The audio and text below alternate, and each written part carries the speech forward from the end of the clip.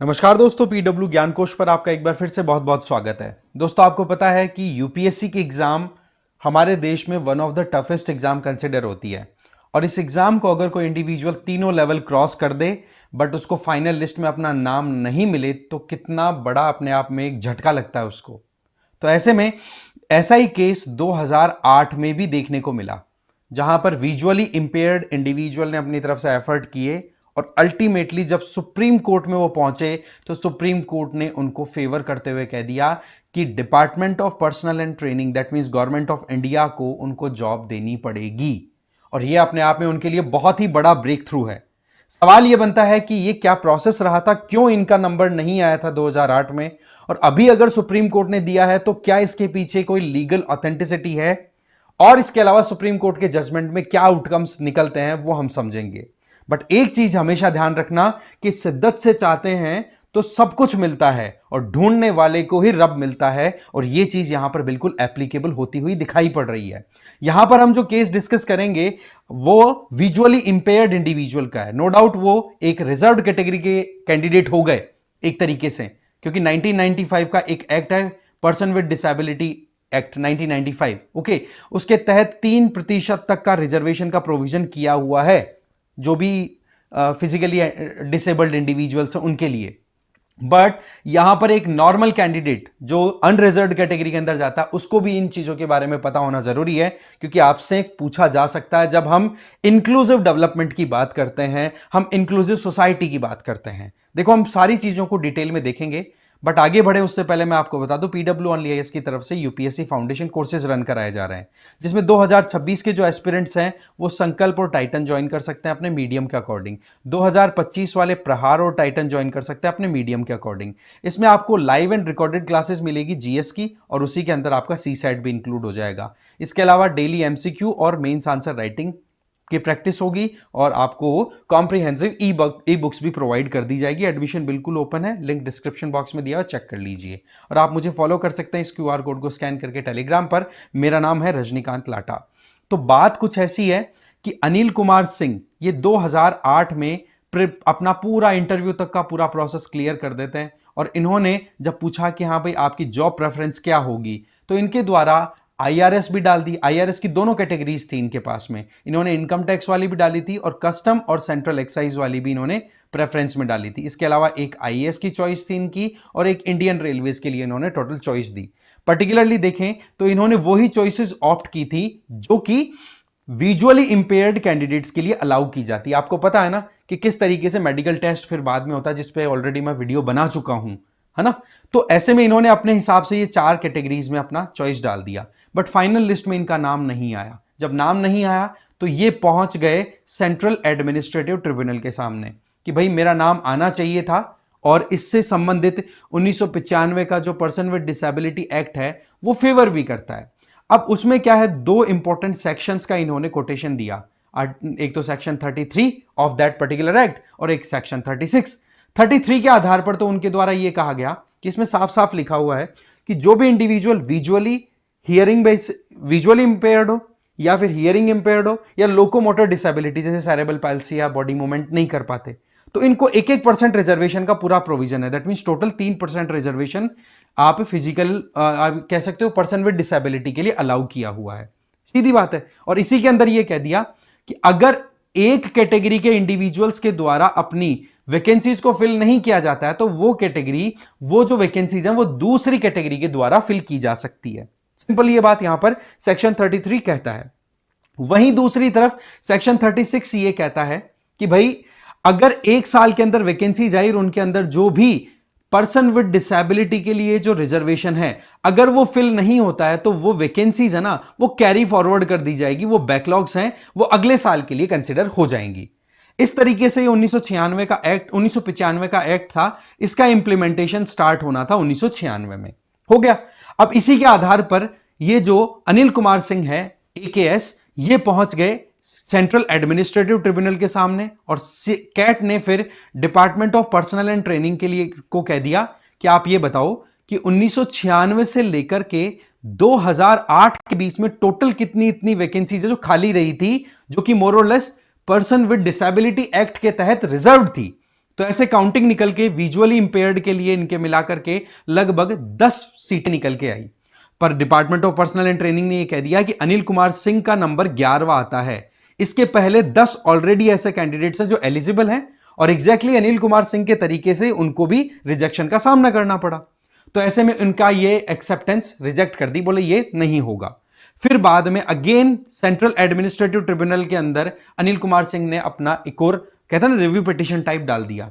अब central administrative tribunal ने कह दिया, बोला कुछ भी हो, आप यहां पर अगर वैकेंसीज हैं तो औरों का नहीं पता, बाकी इस इंडिविजुअल को तो आप सीट अलोकेट करो।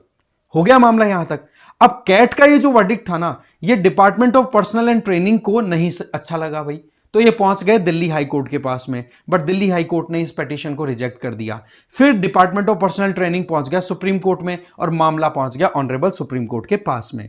और फिर वहां पर जब सुनवाई शुरू हुई तब देखो आप किस तरीके से मामला आगे बढ़ता है। सुप्रीम कोर्ट ने यह कहा कि आप ये बताओ कि 1995 के बाद में 1996 से लेकर के 2009 तक, क्योंकि 2009 में केस चला गया था कैट में, ठीक है, आपके पास में कितनी वैकेंसीज थी पर्सन विद डिसेबिलिटी एक्ट के तहत?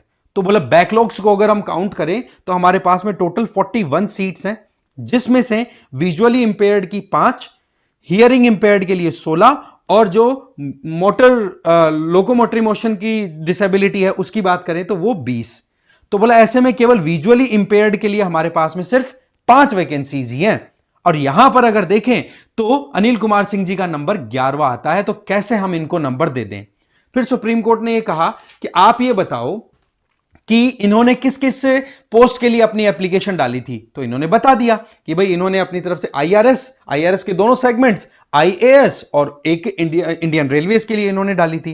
तो फिर उसके बाद में यह बात निकल के आई वहीं पर सुप्रीम कोर्ट ने कि चलिए ठीक है कि यहां पर सेक्शन 33 जो कहता है, डीओपीटी के द्वारा यह कहा गया कि 1995 का सेक्शन 33 है, इसमें एक प्रोविजन और डाला हुआ है, वो ये कि कोई भी डिपार्टमेंट अगर फिजिकली डिसेबल्ड इंडिविजुअल को अगर लेना नहीं चाहे, पर्सन विद डिसेबिलिटी को अगर लेना नहीं चाहे, तो वो पहले ज्वाइनिंग के पहले या फिर जब इन वैकेंसी का प्रोसेस स्टार्ट होता है तो वो नोटिफाई कर देते हैं कि हाँ भाई हमारे यहां पर हम इस डिपार्टमेंट के अंदर विजुअल इंपेयर्ड, हियरिंग इंपेयर्ड या कोई भी पर्सन विद डिसेबिलिटी उसको हम लेंगे नहीं, तो वो नोटिफिकेशन डिक्लेयर करना होता है। तो इसके आधार पर जो भी आईआरएस के लिए जो इन्होंने एप्लीकेशन डाली थी अपनी प्रेफरेंस अनिल कुमार सिंह ने, तो वो हम एक्सेप्ट नहीं कर सकते। तो सुप्रीम कोर्ट ने बोल दिया चलिए ठीक है, आपने नोटिफाई किया ना, एक काम करो नोटिफिकेशन लेकर के आओ। और इसका जवाब डिपार्टमेंट ऑफ पर्सनल ट्रेनिंग के पास में था नहीं,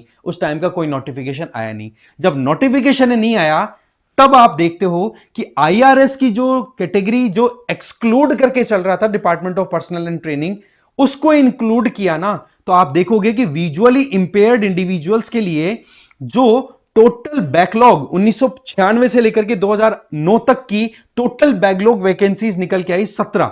अब आप बताओ 17 के अंदर इनका नंबर आएगा कि नहीं आएगा? आ गया ना। एक तो ये बात कह दी। इस 17 वाले फिगर को एक्सप्लोर करने के अंदर जो ये पिटिशनर थे उनके एडवोकेट ने ये बात कही कि बोले अगर आप यहां पर आईआरएस वाला सेगमेंट और इंक्लूड कर देते हो उस नोटिफिकेशन को, जो कि डिपार्टमेंट ऑफ पर्सनल ट्रेनिंग यहां पे दिखा नहीं पाया, उसको हटा करके देखोगे तो सीधा नंबर आता है। तो ये सिचुएशन जो थी ना, इस सिचुएशन ने सुप्रीम कोर्ट को और कॉन्फिडेंस दे दिया कि बोले इनका नंबर अब फाइनल होगा। तो इसका मतलब क्या हुआ कि खुद का तो नंबर इनका आ ही गया, इसके अलावा 10 और कैंडिडेट्स का भी यहां पर मौका बैठ गया। तो यह सिनेरियो पूरा बना। अब आप देखो कि अपने हक की लड़ाई लड़ने के लिए एक इंडिविजुअल को कितना आगे तक जाने की जरूरत पड़ती है। तो ये जो सिनेरियो था ना, ये सारा का सारा इस तरीके से मामला डालमडोल चला कि किस तरीके से इस एक्ट ने पहले सेंट्रल एडमिनिस्ट्रेटिव ट्रिब्यूनल में केस ले लिया, सेंट्रल एडमिनिस्ट्रेटिव ट्रिब्यूनल से फिर बाद में डिपार्टमेंट ऑफ पर्सनल ट्रेनिंग के बाद में अगेन कैट के पास में, फिर सुप्रीम कोर्ट के पास में, फिर सुप्रीम कोर्ट, और इन दोनों के बीच में बातचीत हुई। आउटकम क्या निकला कि हाँ भाई 2008 के ये जो कैंडिडेट हैं इनको इनकी सीट मिलनी चाहिए। हाँ, पर यह भी साथ साथ सुप्रीम कोर्ट में कह दिया कि जो कुछ भी यहां पर अब जॉब ज्वाइनिंग के आधार पर मिलेगी, तो नंबर 1 सैलरी ये नहीं होगी कि आपको एरियर मिलेगा, क्योंकि आपने नौकरी नहीं की है, नौकरी अभी आप करेंगे तो सैलरी आपको अभी के अकॉर्डिंग मिलेगी। नंबर 2, इनको प्रमोशन का वो जो सीनियरिटी का इतने सालों से जो उनके साथ के 2008 वाले सीनियर बन चुके हैं उनके बराबरी भी नहीं मिलेगी। इनको शुरुआत तो वहीं से करनी पड़ेगी जो नॉर्मली एक आईआरएस ऑफिसर करता है। और वहीं तीसरी कैटेगरी के बेसिस पर अगर देखें तो रिटायरमेंट के लिए जब बात आई तब सुप्रीम कोर्ट ने इनको फेवर कर दिया कि 2008 के जो कैंडिडेट्स रिटायर होंगे उनको जो बेनिफिट्स मिलेंगे वही बेनिफिट इनको भी मिल जाएंगे। तो यह पूरा सीन था जिसमें इतनी 15 साल लंबी लड़ाई लड़कर के और अपने खुद के हक की बात की और अल्टीमेटली सुप्रीम कोर्ट ने उस बात को अपहेल्ड किया। अब आप समझ सकते हैं कि कितना ज्यादा कंबरसम सिचुएशन हो जाती है कई बार जब हम चीजों को एक्सप्लोर करना शुरू करते हैं। और कई बार क्या होता है हमारी खुद की गलती ना होते हुए ऑफिशियल्स की गलती होती है तो भी हमें भुगतना पड़ता है। तो यही सीन हमने यहां पर नोटिस किया। तो अल्टीमेटली अब देखो आईआरएस की पूजी ऑफिसर्स की अगर बात करें तो जो पर्सन विद आप कह सकते हो ना पर्सन विद डिसेबिलिटी है उन लोगों के लिए अब एक तरीके से ये ओपनिंग हो चुकी है जहां पर ज्यादा भी नहीं तो 11 जने तो यहां पर फाइनली इंक्लूड होंगे। अब जितनी वैकेंसीज है ना वो यहां पर इंक्लूड होगी। राइट। तो ये था पूरा सीन जो हमें देखना था। आई होप आपको ये सेशन अच्छा लगा होगा।